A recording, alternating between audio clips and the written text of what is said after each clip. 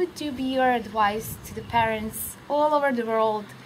How, I mean, okay, it's again generalizing, but maybe some advice, at least to parents. What is ideal diet to their children, and what is safe? Because many parents are afraid that if their children need just fruits and veggies and mother's milk, it won't be safe for them. So what is the science behind that? What is your advice based on the science? It's the reason it's such a good question, Marina, is because I get asked it so many times. Me too. You know, one can stand and try and teach the science of human nutrition to the adults, and many times they understand it and they get it and they say, oh, this is what humans are supposed to eat and this is what we need to do. But then they turn around and say, but it wouldn't be all right for the children. Now this is similar to saying, well, I understand that a horse is best grazing naturally on the grassland, but obviously that wouldn't be all right for the foal, would it? You know, the foal must obviously be in a stable being given oats and barley, and it couldn't work for the foal as well. Or cakes and chocolate. Exactly.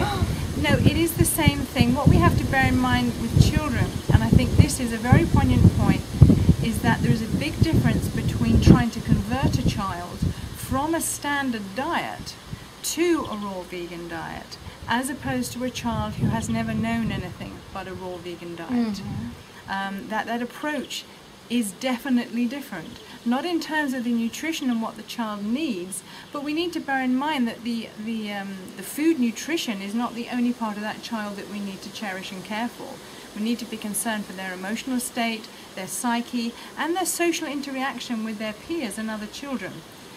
They also will have developed invariably addictions, however young they are, if they've already tasted the grains and the false and the sugars and the Coca-Colas and everything else.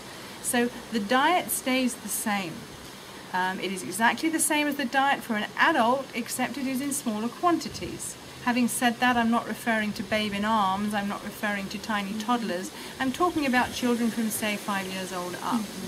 I think the process is exactly the same as with adults in terms of the food, but the approach in terms of weaning off the addictions and making them feel that they still fit in amongst their peers is one that needs treating with great delicacy. Do children until the age of, I don't know, 5, 6, 7 need more fat in the diet than adults generally, or? I think that it's perfectly appropriate for parents to relax about the fat intake of their children.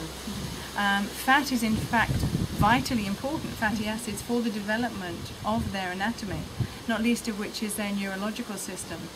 And I think it's important that they have sufficient fats for their needs to meet the needs of this, and that those fats be of a really high quality.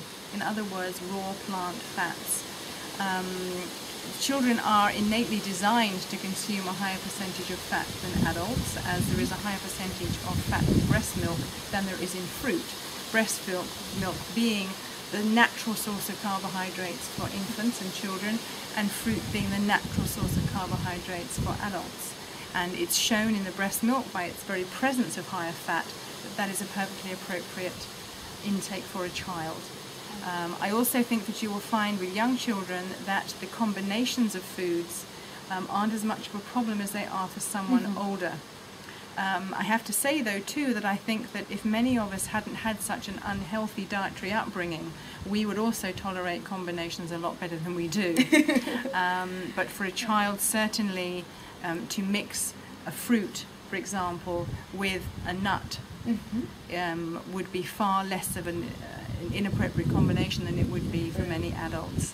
Having said that, I wouldn't feed very young children nuts, as it is harsh on their digestive systems when they're very small, and also we have to be wary that some children do suffer from, or some adults suffer from nut allergies, so we would always introduce those at a slower rate. Avocado is a wonderful food to feed to young ones, and their creaminess of it often is reminiscent of the same creaminess of the breast milk if they've reached a point when they're no longer taking that from their mother.